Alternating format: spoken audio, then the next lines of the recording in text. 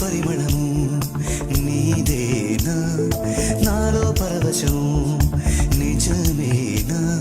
బొండు మల్లి పువ్వు కన్నా తేలికగు నీ సోకు రెండు కళ్ళు మూసుకున్నా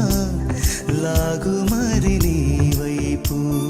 సొగసును చూసి పాడగా